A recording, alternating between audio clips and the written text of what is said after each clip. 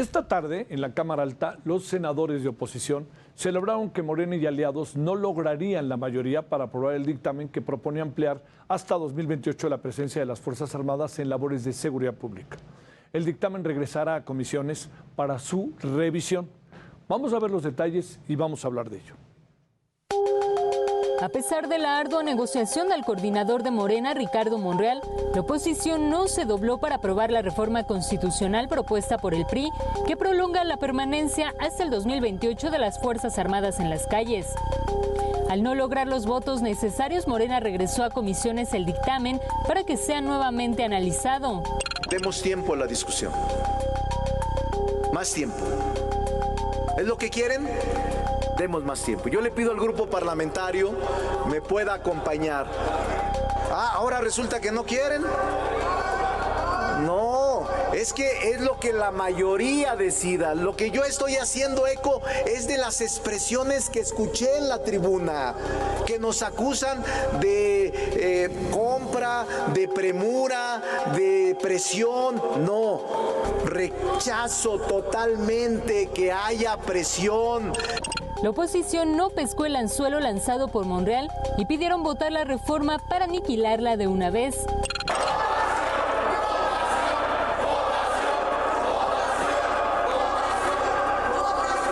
El día de hoy muere el intento de este gobierno de militarizar la seguridad pública en este país. Hoy aquí vamos a votar y hoy aquí lo vamos a rechazar porque es algo negativo para este país.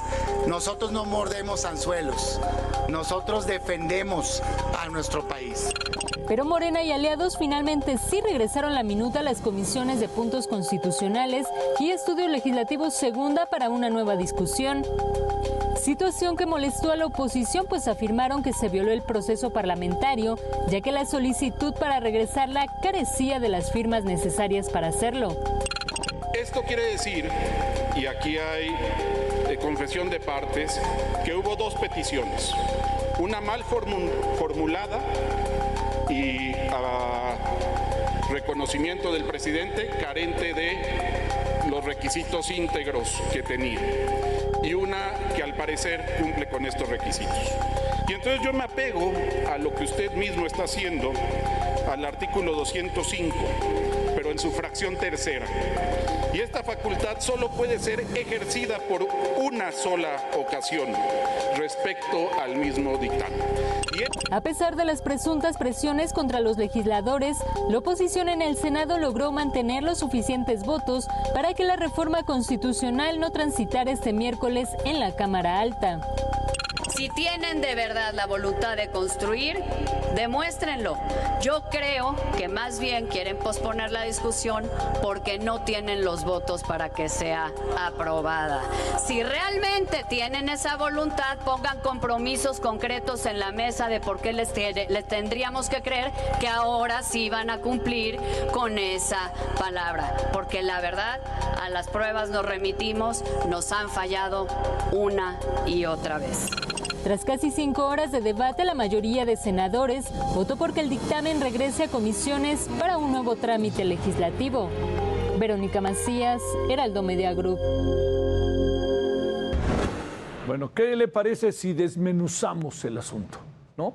Daniel Vázquez, investigador del Instituto de Investigaciones Jurídicas de la UNAM, con usted y con nosotros. ¿Cómo estás, doctor? Buenas noches. Hola, Javier, muy buenas noches. ¿Cómo estás? Gracias. Ahora sí que te diría, con peras y manzanas, ¿ante qué estamos? ¿Qué pasó? Porque las presiones, solamente que alguien diga a mí me presionaron y me pasó esto de otra manera, entiendo que se convierten en leyendas urbanas, lo que no significa que no exista, ¿no? Sí, lo que sucedió fue justamente que pensaron en un primer momento que se contaba con los votos suficientes cuando teníamos únicamente 111 senadores en la sesión, que fue muy al principio de la sesión. Y entonces con eso recuerda que necesitan las 2/3 partes, pero de los senadores y senadoras presentes. Entonces con 111 les alcanzaban los votos que tenían. Sin embargo, con el paso de los minutos llegaron, es una sesión extraordinaria en el sentido de que llegaron 127 senadores, eso no suele pasar, fueron la mayoría, solamente faltó una senadora panista, por cierto. Pero incluso con eso, pues la diferencia es que ya con 127 senadores no tenían las 2/3 partes de los votos en el Senado y por por eso decidieron posponerlo. ¿Por qué es importante posponerlo? Porque si se hubiera votado en este momento y se hubiera votado en contra, porque el gobierno Morena no contaba con los votos suficientes, incluso incluyendo a sus aliados en el Senado, la consecuencia de eso es que ya no se podía seguir discutiendo esta reforma en lo que va de este año legislativo. Por eso, en vez de pues mandarlo de alguna manera a la congeladora, lo que ellos prefirieron fue tratar de darse 10 días más, que justamente en 10 días se tiene que volver a presentar máximo. Las comisiones dictaminadoras tienen máximo 10 días para hábiles para volverla a presentar, y ver si con eso pues pueden convencer a los senadores que les están haciendo falta. ¿Y tú qué crees? Porque mira, mucho de lo que se dice, Daniel, es que esto debería de estar para, digo, además ya estás empujando al siguiente mandatario, por más que sea de Morena, ¿no? Pase lo que mandataria, ¿no? Pero la pregunta que te hago es, ¿qué puede pasar? ¿Realmente puede suceder que cambien cuando andan en el síndrome de no le quiero cambiar ni una coma? Pues mira, ¿qué te puedo decir? Uno pensaría que no, y ya ves que hace unos días tuvimos la noticia de ese cambio extraordinario de un senador panista que incluso dejó su partido y se fue directamente a Morena. Entonces, pareciera que nuestra clase política de repente no es muy confiable de su palabra. Pero más allá de eso, yo creo que uno de los elementos centrales, y es una pena que no lo estamos discutiendo, es que justo la reflexión se ha centrado en torno a si Morena va a ser capaz de juntar los votos que le están haciendo falta, y creo que en realidad en donde tendríamos que poner mucha más atención es qué es lo que tendríamos que estar discutiendo sobre por qué tendría que estar México militarizado. Es decir, ellos nos proponen, la propuesta es que se mantenga la militarización no hasta el 2024 como se encuentra la Constitución en este momento, sino hasta 2028. Y lo que tendríamos que estar pensando, y ojalá estos 10 días sirvan para eso, es pues cuál fue el diagnóstico que hicieron, por qué eligieron 2028, por ejemplo, y no 2026 o 2030, ¿no? ¿Con qué información decidieron que el 2028 es un buen año y por qué no nos lo están comunicando? Pero lo más importante todavía es que si independientemente de que lograran ganar incluso el proceso y que determinaran que es hasta 2028 que vamos a tener al Ejército y a la Marina en las calles, la segunda cosa muy importante que nos tendrían que decir es, bueno, y luego ¿cómo los van a retirar? Claro. Y en el proceso de cómo los van a retirar tiene que ver con cómo vas a reconstruir los cuerpos de policía, cómo vas a reconstruir el sistema de fiscalía, ¿qué política vas a tener en ese marco de corto, de mediano y de largo plazo? ¿Cuáles van a ser los objetivos? Sobre todo, y este es el principal problema, ¿cómo vas a desmantelar las redes de macrocriminalidad que también tienen estructuras políticas? Por eso es que los cuerpos de policía y de fiscalía forman parte de esas redes de macrocriminalidad. ¿Y cómo vas a construir paz? ¿Cómo vas a generar procesos de desmovilización, de desarme y de reinserción social para todos los hombres y mujeres jóvenes pobres que lamentablemente fueron reclutados por esas redes como sicarios, como estacas, como narcomenudistas, ¿no? Entonces, eso es lo que yo esperaría que estuviéramos discutiendo, que cuál es el plan que tienen para construir paz en términos integrales y duraderos en México, de tal forma que independientemente del año que decidan, 2024, 2028, el que sea, pero que nos digan con mucha claridad cómo vamos a hacer para regresar justamente cuando lleguemos a ese momento a los marinos y a los militares a sus cuarteles.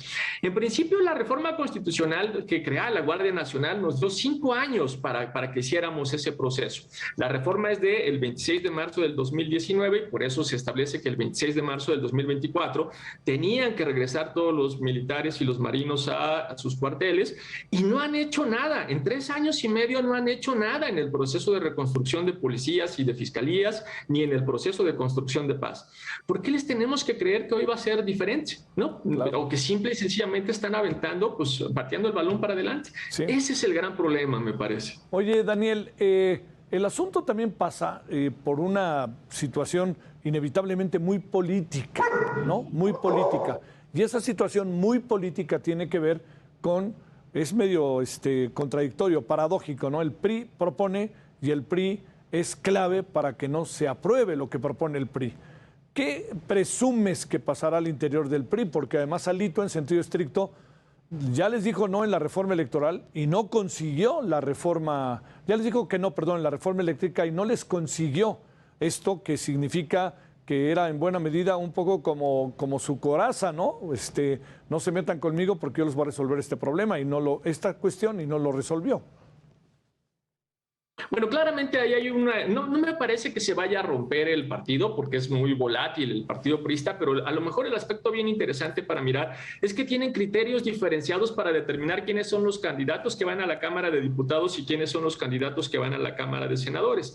Y ahí es que justamente se hacen contrapesos muy distintos. Entonces, en la Cámara de Diputados, por ejemplo, todavía dentro del PRI como partido tiene mucha capacidad de determinar esas candidaturas por parte directamente del presidente del partido, de la presidencia del partido. Y por eso se puede entender que ahí haya ganado Alito, por ejemplo, y que ahí tenga muchísima más capacidad de influencia. Sí. Pero en cambio para los senadores, para los candidatos a senadores, en el caso de el PRI, quien tiene más capacidad de influencia para determinarlo son justamente los gobernadores en su momento, ¿no? Ahora ya nada más quedan dos, pero en su momento eran los gobernadores. Y en esa medida, digamos, los priistas que llegaban al Senado eran distintos y también tenían mayor autonomía de lo que tienen los diputados, que suelen tener unos niveles o figuras más intermedias o bajas. Entonces, pues efectivamente el PRI está dividido, pero no me parece que esa división nos vaya a llevar necesariamente a una ruptura dentro del partido. Oye, dice Rubén Moreira que tuvo un proyecto muy interesante como gobernador de Coahuila. Para cerrar, decía, ¿narco o el ejército? ¿A ese nivel llega la disyuntiva? En realidad no, me parece que esa disyuntiva es equivocada, porque el gran problema es que da por hecho que justamente lo que tenemos es un enfrentamiento entre el narco por un lado y el ejército por el otro. Y lo que tenemos en realidad son redes de macrocriminalidad, y la principal característica de las redes de macrocriminalidad es que, pues sí, tienen estructuras criminales, pero también tienen estructuras financieras y, lo más importante, tienen estructuras políticas. Entonces, en realidad, más que tener un conflicto entre dos partes, lo que tenemos es una red, una interconexión que incluye dentro de esa red de macrocriminalidad, pues justamente esas estructuras políticas. Y porque están esas estructuras políticas es que muchas veces tenemos estos graves problemas de impunidad con respecto a las violaciones graves de derechos humanos cometidos por esas redes de macrocriminalidad, porque las fiscalías suelen formar parte de esas redes de macrocriminalidad y por supuesto lo forman también los cuerpos de policía, como lo hemos visto con las dos de las principales, por ejemplo, masacres que han sucedido en México, la masacre de Allende y la masacre de Ayotzinapa, en donde están pues obviamente relacionados militares por un lado, pero también policías municipales, policías estatales, policías federales, presidentes municipales, las propias fiscalías, etcétera, etcétera. Por eso la principal pregunta en realidad no es uno frente al otro, la principal pregunta es cómo vamos a desmantelar esa red, cómo vamos a descapturar al Estado que en este momento está muchas veces en estas manos criminales, y en ese proceso cómo vamos a reconstruir nuestros cuerpos de seguridad y nuestros cuerpos de justicia. En todo caso, yo lo replantearía de la siguiente manera: o logramos hacer eso, logramos reconstruir nuestros cuerpos de seguridad y nuestros cuerpos de justicia, o entonces sí no nos queda mucha más salida que el ejército. Sí, claro. Y eso es lo que tendríamos que estarle demandando precisamente a, pues eso le toca a todos los gobernadores y gobernadoras, y les toca también muchas veces a los presidentes municipales. ¿Qué están haciendo para reconstruir esos cuerpos de seguridad? ¿Qué están haciendo para reconstruir esas fiscalías? Y si la respuesta es nada, pues tampoco es que tenemos mucho de qué echar mano. Te mando un gran saludo, doctor Daniel Vázquez, investigador del Instituto de Investigaciones Jurídicas de la UNAM. Muchas gracias, Daniel. Abrazo grande, cuídate, chao. Gracias.